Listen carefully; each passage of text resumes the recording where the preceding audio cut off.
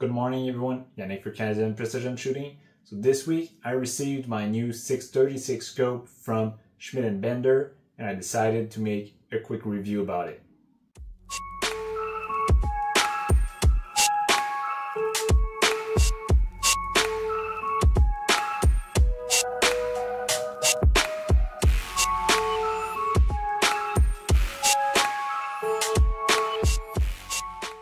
So just before we start, I want to let you guys know that all of the scopes you're going to see here, I've been paid out of my pocket, so I bought them myself for my personal use.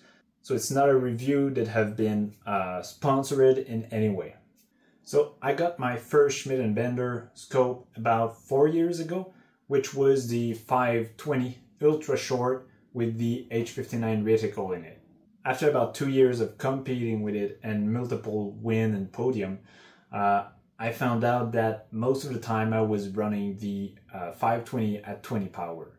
And so I decided to go for a 525, which I think is the earlier generation, but with that I was able to get a bit more magnification. More recently, I decided that I need another one.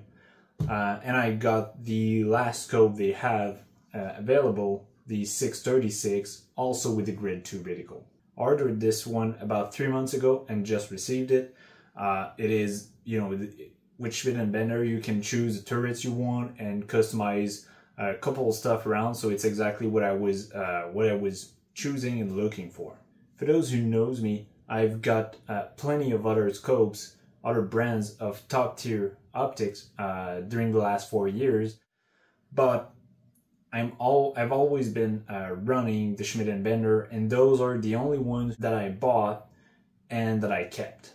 It's kind of a love story with the brand. So what I like about them is the amazing clarity of the glass, the huge eye box, a forgiving parallax, the different turrets and reticle option, and their reputation of making unbreakable scopes. They also offer a competitive field of view compared to other scope and other brand, as you can see in the picture. So for clarity, contrast, and definition, it's kind of hard to show on camera. Plus, everyone's eyes are kind of different. So trust me when I say that it is top tier glass that you can compare to Tangent and ZCO. For the turrets, you get multiple choices and configuration from Schmidt & Bender. I think there is about 6 windage option and about 9/11 configuration for the elevation to choose from. And so you got plenty of combination depending on your needs. And I'll go through like the 3 different scope I have here, which all have different spec and turrets. All right, so let's start with the 636. So the configuration on my 636 are quite different of the 2 others I've got, and I really took the time to choose exactly what I think is going to fit the need, my need into PRS and long range shooting competition. So first of all, the 636 is the last scope for the competition series of Schmidt & Bender available. Honestly, I don't think I'm going to use the 36 power. I'll probably keep shooting like 20 to 25, but I've heard it from multiple person, and I've shot a couple scopes with higher magnification option, and it's really useful when you want to just zero on paper. What's new with this generation is that they remove the illumination knob that was a turret by itself, and they put it like on the side of the magnification, like other brands have done in the last few years. So you got with the 636 more tube to mount your optic on your rifle. So for my elevation turrets, I choose the DT2 Plus, which is a really competition minding turret that also have the double turn, the locking turrets, the MTC in it, and the Sub-Zero. So you get a full 31 mils of elevation with a double turn, and you can get about 3/10 under the zero. Other than that, what's new about the DT2 Plus is that the locking turrets are used with a small lever. So now it's locked, and if you push it on the first option, you get the MTC turrets. So every 1 mil is going to click a bit harder. And if you don't want the MTC, you push the lever just a bit more, and then you have like regular turrets. I got to say, by feeling and looking at it, the new DT2 Plus are by far more audible click and more smooth to manipulate into the MTC mode. The full value, like the full mil click, are I don't know, they feel the same, but they're easy to just add 1/10 after you hit the MTC. For the windage turret, it's the ST2, which have the locking turrets, the same kind of lever as the elevation one. So once it's green, it's because, well, you can move it, and red means it's locked. It had a single turn because for my needs, 6 mils of windage in both direction is more than enough. And it had the 0 click, which means when you get the turrets back to 0, it's going to be the click just a bit harder. The parallax on it goes down to 20 meters up to infinite as usual, and yeah. So overall, from what I can tell, it has the same amazing clarity of all the other scope, and the same, you know, eye box and every other feature as what we talked at the beginning. I'm really excited to get this scope going on and shooting, so I'll let you know after a couple thousand rounds down range how much I like it, which I'm pretty sure I will.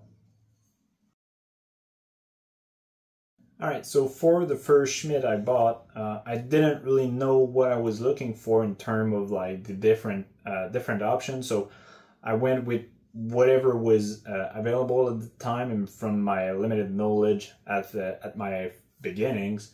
So this is the 520. I started with the H59 reticle, which I did love at that time. I found out the Grid 2 to fit better my needs, but it was great having the H59 at the beginning. I still use it for the rimfire stuff, as you don't need as much magnification, and because the line are a bit bigger than the Grid 2. So for the elevation turrets on the 520, I went with the MTC and locking turrets. It is the DT35, so which means I have 35 mils of elevation, which is 17, 18 per turn, which is, in my opinion, a bit tight on the line. What is really helpful with that is the MTC feature, that every time you hit a full mil, the click is going to be harder. And so let's say you have to dial like 5.3, you can just go up to 5 and just 3 smaller click. So you don't really need to look at the line exactly, as they're a bit tight, but it haven't been an issue for me yet. As far as I can tell, when I switched to the DT27 on the 525 and the new DT2 Plus on the 636, the space between every lines is quite more important, and so it's easier to read. On the windage, it does have a cap, and then you get a single turn 0 click. I like my windage to be either capped or locked, so stable windy condition or you know, low wind, you can just leave it locked or capped all day long without touching it at all, unless you need to 0. So now the PM2 525x56, the scopes that I've been competing with for the last 2 years, which have the Grid 2 reticle in it, and the DT26 turrets, MTC, and locking turrets. So as I said earlier, the MTC is every mils are a bit harder when they click on, and you got the locking turrets on it.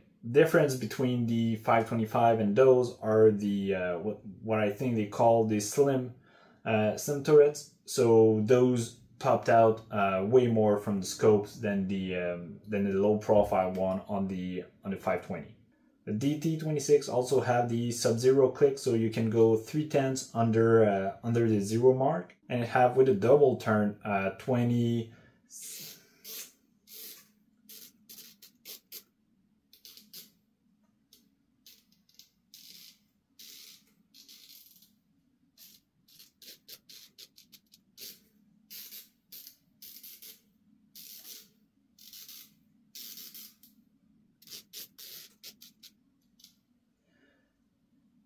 And have with a double turn up to 26, 27 mils of elevation, and the top pop off when you get to the second turn on the turret. And I kind of got the same configuration on the windage turret on this one. So locking turrets, single turn and zero click. So when you cross the zero mark, it's gonna click harder, and single turn because you got about 6 mils of windage in both directions, which is plenty enough. So I hope you guys have enjoyed this review. Let me know in the comments if you have any questions still, or any other idea of a review or main video I could do. So have a good end of the season, and see you all at the range.